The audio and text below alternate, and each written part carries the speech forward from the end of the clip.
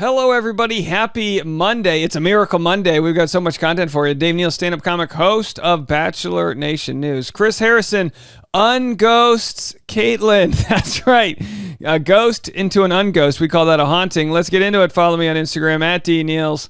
Patreon.com/Dave Neal for behind-the-scenes bonus content. Bachelor Rush Hour, the afternoon podcast. Today's going to be a good one. Today's going to be the most downloaded podcast of my short podcasting career because we have spoilers. I'm not going to share them in this video, but we have them on the podcast.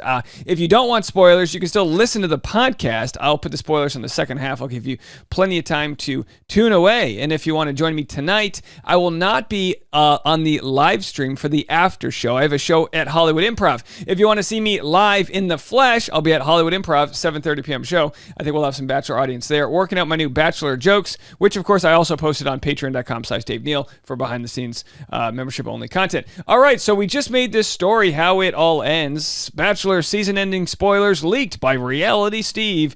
And there it is, folks. If you haven't checked that out and want to know, it's a fascinating one and it is not what people thought it would be. Also, live is my reaction video to my wedding. Tasha, my wife, and I watched our wedding video back. It's a short 10-minute video. You can go check that out. Link in the comment section below. And as we know, this story is about how Chris Harrison ghosted Kaitlyn. Now, they say he didn't ghost her in the story, but I'm going to refute those claims. A ghost is a ghost is a ghost regardless of the intention of said ghost. So we'll get into that story right away. Let's see what Chris had to say. Oh boy, it's so funny that Chris is into podcasting. He's a dad. Now he's a hip podcaster. He's like, what will happen? What will we talk about? It's like, Chris, just give us the link and we'll listen for ourselves. Have a listen. Wanted to let you know that 2 new episodes of the Most Dramatic Podcast Ever dropped today. These are great episodes.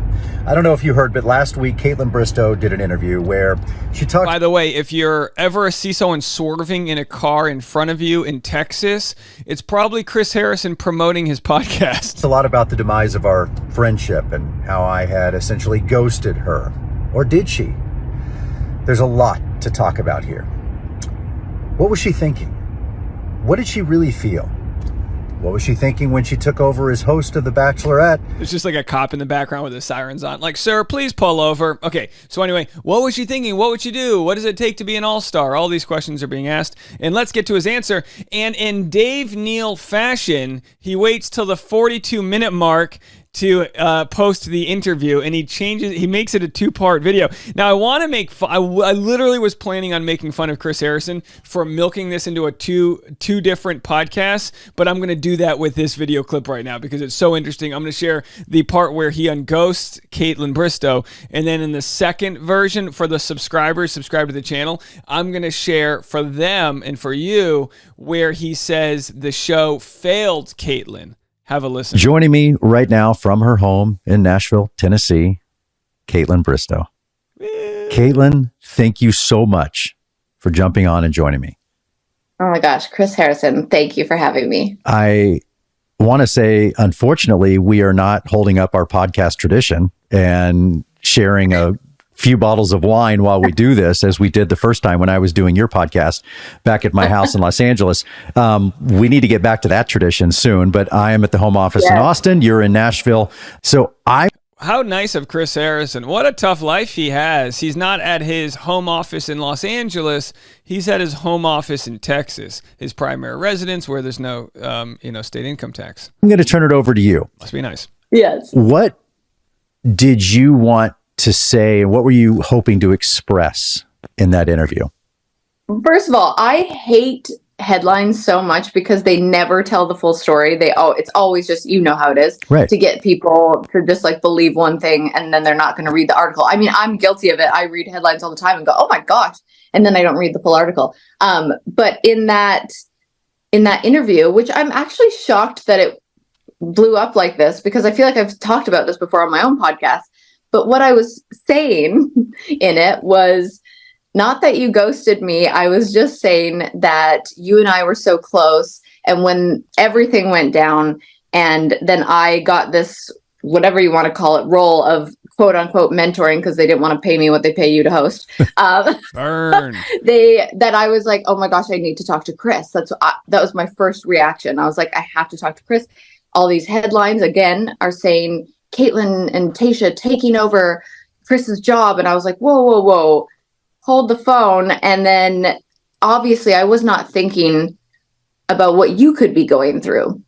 So I'm only thinking about myself going, he's not texting me back. He must hate me. He's not saying anything to me. Like, obviously I did something wrong. And I just, went into a little self-pity party and decided to put the blame on you for a minute. But what I was saying in that interview was, it wasn't about me. You were going through so much at that time, and you probably didn't even know what you wanted to say to me or how to say it. And you're not like me. You react with logic. I react with emotion. So I was like, hello, bombarding you with text messages. You weren't responding to me. And I just needed to realize it wasn't about me at that time. And that's what I was trying to say. And that's why I wanted to have you on, because, going back and forth based on clickbait headlines. And I, for one, know when you're on a podcast and you say a lot and you kind of say things off the cuff, but when it's put in print, it looks so different and it sounds so different, especially when you line things up. When you say Kaitlyn Bristowe, our relationship went down the toilet and I texted him 10 times and he didn't respond. And well, you're just kind of throwing these things out, making a grander point. But when you just put them in print, it looked really bad.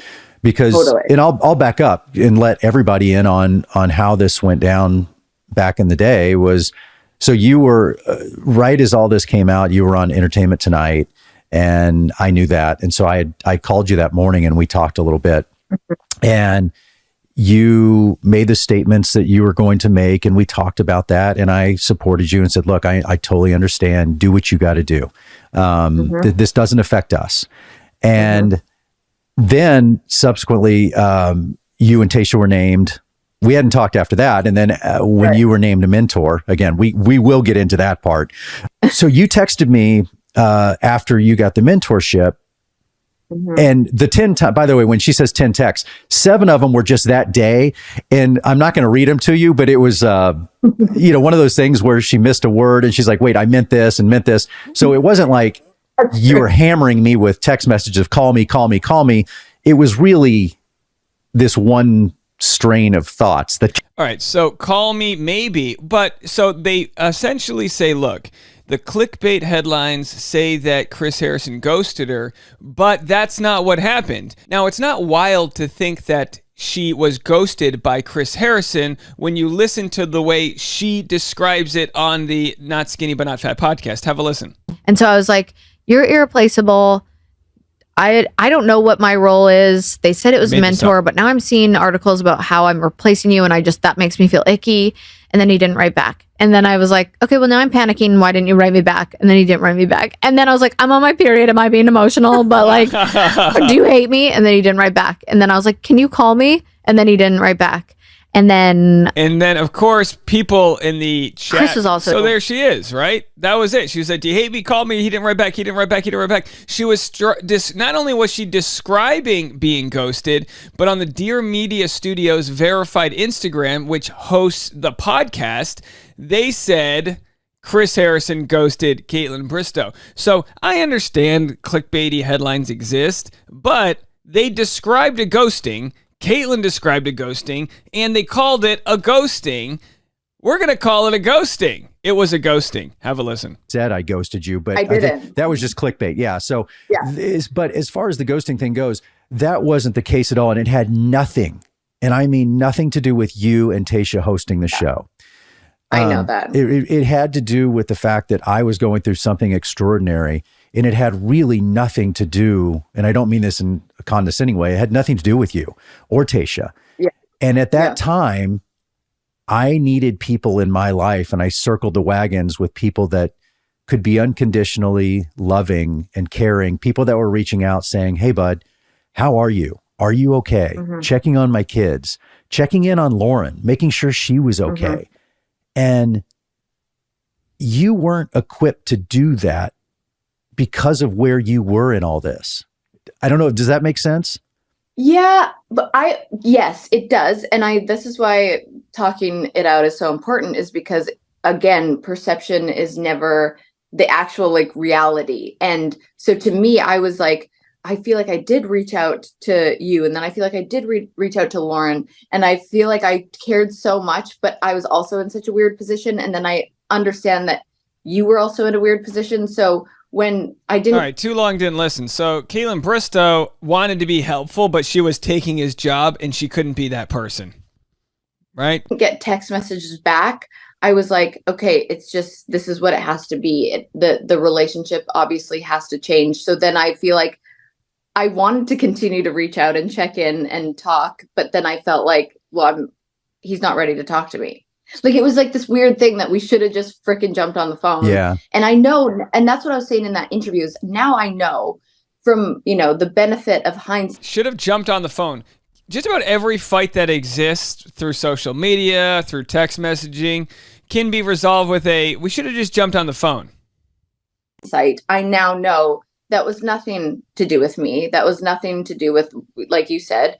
And you were in a position where I totally understand when you're going through something like that, you have to really take a look at your circle and who is in it and who's there for you and who, cuts you out or doesn't talk to you. So I totally get it. Well, and the dynamic of our relationship, it's not unlike many, look, for 20 years, for bachelors and bachelorettes, I was the mentor, somewhat of maybe a father figure where I listened and I asked questions and I was all about you and your life because that was my job and I cared and I took a lot of pride in that. And that's how our relationship started.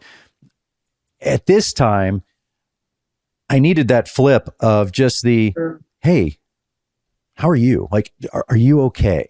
And a lot of people might not understand how this goes down because they go, oh, what are you talking about? He did something wrong. Regardless of what he did or how you feel about his actions regarding that whole situation, he was still getting fired after a show he had for several decades. So, or however long it was. So his identity was flipped upside down. He felt mischaracterized. He felt ostracized. He felt all these feelings when he was the top dog of a show. Now he was the laughingstock. Every place he went to dinner and every, the whispers, oh, that's Chris Harrison. Can you believe that's Chris Harrison? That all existed. So Kaitlyn wasn't equipped to be able to handle that because she was undertaking the biggest career opportunity of her life, replacing Chris Harrison. Now, in part two, I'm going to share with you guys what Chris Harrison had to say as why it was bad that Kaitlyn Bristowe and Tayshia were co-mentors, co-hosts, and why the show set Kaitlyn up for failure. That's coming up next right after this. Also, patreon.com/Dave Neal. I'll be live at 10:15 a.m. this morning for a live Patreon live stream. Got that? So how many lives can we say? But also tonight, like I said, I've got a show at Hollywood Improv, so no after show, but I will do a pre-show live stream, 7 p.m. East Coast, 4 p.m. Pacific. Your boy's giving you a lot of content. Hit the like button. Make sure you're subscribed. Leave a comment. It helps the algorithm and it helps the channel grow, which helps me make more content for you coming back right after this.